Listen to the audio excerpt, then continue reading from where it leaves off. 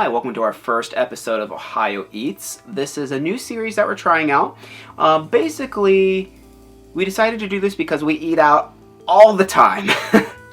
And we're like, there's a lot of places in Ohio that a lot of people don't know about, and I feel like there's a lot of people that think that because they live in Ohio that there's like not many good places to eat at. That is not true. There's actually a lot of good restaurants, and that's kind of what this series is going to be, is reviewing different restaurants throughout Ohio. Bigger ones, smaller ones, fancy ones, kind of hole in the walls, you know, whatever it is. And we're kind of give you our take. Now, most of the restaurants we're going to go to generally are probably going to be fairly decent. We're not going to purposely go to bad restaurants for this review. And the point of this video is not necessarily to put restaurants down. There might be points of improvements to make. And it is going to be a review. We're going to give kind of an overall score at the end. We'll do let's do a out of 5-star system, because that's what restaurants do. We'll do out of 5-star system, and we'll kind of talk about different points.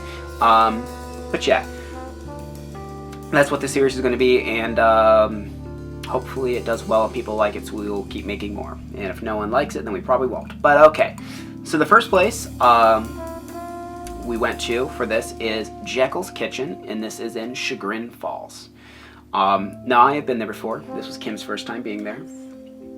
One of the coolest things about this restaurant is the fact that it sits on a waterfall. Yeah. Like, literally, you look out the window and there it is. Mm-hmm. It's pretty awesome. Right. Now, not all seats are going to have that, of course, but we got lucky and our seat actually did. This restaurant is definitely a little more upscale. It's great for, like, a date night. I mean, a business meeting. Nicer stuff or whatever. It's a great restaurant for that, so if you're trying to find a nice restaurant to take a date at or something, this definitely is a classy place to take them. Now, price-wise, actually, though, it's not that bad considering. Yeah, no. How nice it actually is. I would say like moderate. Mm-hmm. And I'll post pictures of the menu here, I guess. There's a pretty good assortment. It's American fare for the most part. The menu's not huge, which is great. They do have a rotating seasonal menu as well, which we'll have pictures of. And they have a pretty good alcohol selection. The drink I got was called the White Frost. Kim got a Moscato. I don't have a picture of the Moscato, but it's a Moscato. It's white. And it was good. It was good. They have a pretty big wine selection, which I didn't actually take a picture of that, but when you walk in, it kind of looks like a library. They have like a little ladder for the person to... Yeah, it was kind of neat. Like a little glass house for wine.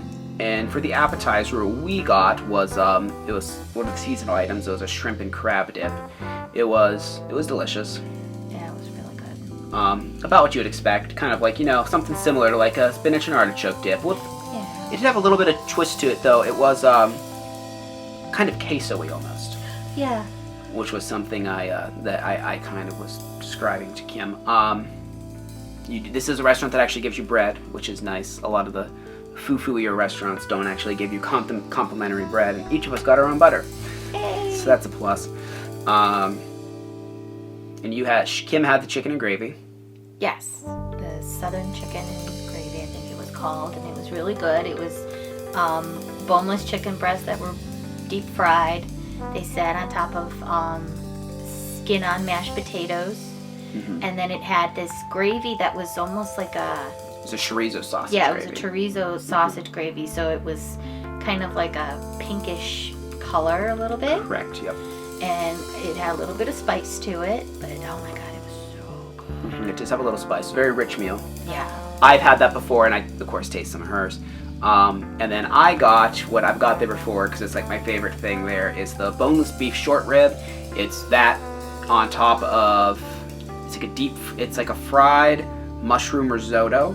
And then there's like a demi-glaze or something that's on it. It's really good, like gravy-ish type sauce. There's spinach on there. I don't really know why the spinach is there, but it's there. It's just there. And then there's onion straws on top. And the onion straws don't add much flavor because the flavor is so intense, but it adds a nice crunch to the meal, which is really nice. Some of the things I've had and I've been there, the appetizer-wise, has been their calamari. That is delicious. They also have truffle chips there, which are also really good. I would definitely attest to that. We did not have dessert because Jenny's is close by, which is the best ice cream place, in my opinion. Which there will be a Jenny's episode very soon. But that's in another episode. Overall, what did you think of the service, Kim? It was okay. Initially when we got there, it was pretty good, but then our server kind of disappeared towards the end of the meal. And the only reason we realized that was because we did have to park at a parking meter. We only had 2 quarters in our pocket. Yeah. So we only had about an hour. It carries change, right? Well, there's like an app you can use, but... Yeah. But, yeah, she kind of disappeared for a little bit there, and that was kind of disappointing. For sure. But, I mean, everything was paced pretty well. Mm-hmm. Our appetizer came out at a decent time. Our entrees came out at a decent time as well. Yeah, it was mainly just the end. It was weird as we had multiple people, we had different people bringing our meal. We had someone else come and get the check, which is really odd to me. Yeah. I get that sometimes people will bring your food because they were busy, and that way you get your food and don't have to wait as long for it. But it was weird that, like, we had multiple people touch our table. I think one was a manager, so that was cool. But just lots of different waiter and waitresses. Mm-hmm. It was just kind of strange. Like I said, the atmosphere of the place, like I said, that's really nice. We kind of talked about that kind of mermaid little room we also had a fireplace in it. Yeah, it had that like was a cool, like blue flame going. It was just kind of like really weird and kind of neat because it was just this little blue flame. And then of course sitting there watching the raging waterfall because it's been nothing but rain today, pretty much, which was really cool. Yeah, it was really cool. Yeah, the place was really awesome, and you definitely should check it out. So now it's time for us to give it a rating. Out of 5 stars, and we did not talk about this beforehand. Okay. So let's decide a score in your head, and I'll count down to 3, 2, 1, and then you say the score that you have in your head. Okay. 3, 2, 1, 4.5. You didn't say it. That's what I was gonna say. I was gonna say 4.5, but well, yeah, 4.5. 4.5. Yeah, 4.5. Yeah. Yeah, it was really good. So the services could have been a little bit better. The food is excellent, and the prices are pretty decent as well. So yeah, definitely if you're in the area, check it out. Chagrin Falls has a lot of stuff to do. Jenny's, but no, they have a lot. They have a bookstore, everything there is kind of uppity and nice. So even if you're not in the buying mood, it's just one of those towns that's kind of quaint and like kind of fun to walk around, and they have that really nice waterfall as well. Right. But that does it for this episode. If you have a place you would like us to go to, leave it in the comments. Like I said, we're in the Cleveland area, but we travel, so I mean, even if some places far away, try to keep the recommendations in Ohio. We will be doing places outside of Ohio, but those will be like little special episodes. The focus of the show is places in Ohio.